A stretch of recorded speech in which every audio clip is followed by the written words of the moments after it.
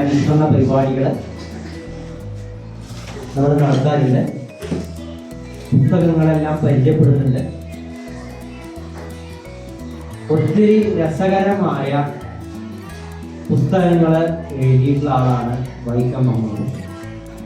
അതും നേരായ കാര്യങ്ങളും സത്യസന്ധമായ കാര്യങ്ങളും ആ കാലഘട്ടത്തിനനുസരിച്ച് അന്ന് ജനങ്ങൾക്ക് കാര്യങ്ങൾ മനസ്സിലാവാൻ എളുപ്പമുള്ളത് ഇത്തരം ലളിതമായ ഭാഷയാണ്. അതുകൊണ്ട് തന്നെ നാട്ടുപുറത്തുകാർക്ക് എല്ലാവർക്കും വളരെയധികം ഇഷ്ടപ്പെട്ട ഒരു എഴുത്തുകാരനായിരുന്നു വൈക്കം മുഹമ്മദ്. ഒട്ടും ജാടകളില്ല, അതാണ് ഏറ്റവും പ്രസക്തി. ഇന്നാണ് നാളെയാണ് വൈക്കം മുഹമ്മദ് ബഷീറിന്റെ ചരമദിനം. നാളെ സ്കൂൾ അവധിയായതുകൊണ്ട് നമ്മൾ ഇന്ന് തന്നെ അദ്ദേഹത്തിന്റെ അനുസ്മരണം ദിവസം നേരത്തെ ആണല്ലേ. അപ്പോൾ ചിലപ്പോൾ കഴിച്ചു കിട്ടും. അപ്പൊ അങ്ങനെയൊക്കെയുള്ള കഥ അല്ലെ, ഞാനതിന്റെ കഥ എന്ന് പറയുന്നില്ല. ഇപ്പൊ പാത്തുമ്മയുടെ ആട് എന്ന് പറയുന്ന നോവൽ അല്ലെങ്കിൽ ബഷീർ പറയുന്ന കഥ എന്ന് പറയുന്നത്, ഇതിലെ കഥാപാത്രങ്ങൾ ആരെങ്കിലും അറിയാം?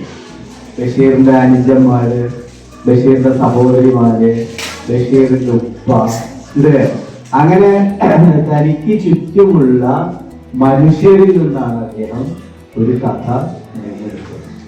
അപ്പൊ അതുകൊണ്ടാണ് അദ്ദേഹം പറഞ്ഞത് ഇത് കഥയല്ല, ഇത് വളരെ സത്യമായിട്ടുള്ള ഒരു കഥയാണ് എന്ന് അദ്ദേഹം പറയുന്നതിന്റെ പ്രധാനപ്പെട്ട കാര്യം.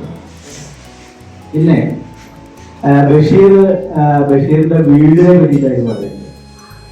പാത്തുമ്മയുടെ എന്താണ് എന്റെ വീട്? വീട്ടില് എന്താ പറയാ, ഉമ്മ വളർത്തുന്ന ഒരുപാട് കോഴികൾ, ഇല്ലേ? ആ കോഴികൾക്കിടയിൽ അഭയാർത്ഥികളായിരുന്ന പൂച്ചകൾ, പിന്നെ തട്ടുംപുറത്ത് സദാ പാഞ്ഞുകൊണ്ടിരിക്കുന്ന എലി, പെരിച്ചാഴി, അങ്ങനെ പെരിച്ചാഴി വലിയൊരു ജീവിയാണ് പെരിച്ചാഴി.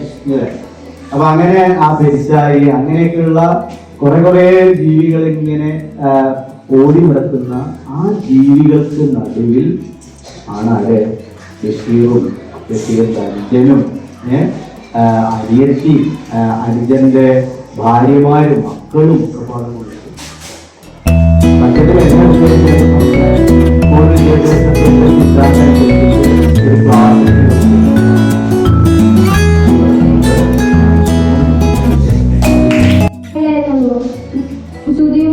കുറെ കാര്യങ്ങളൊക്കെ പറഞ്ഞത് സുധീമാസിന് ഈ സ്കൂളിലേക്ക് ഈ പരിപാടി പറയാൻ വേണ്ടിയിട്ട് വന്നതിന്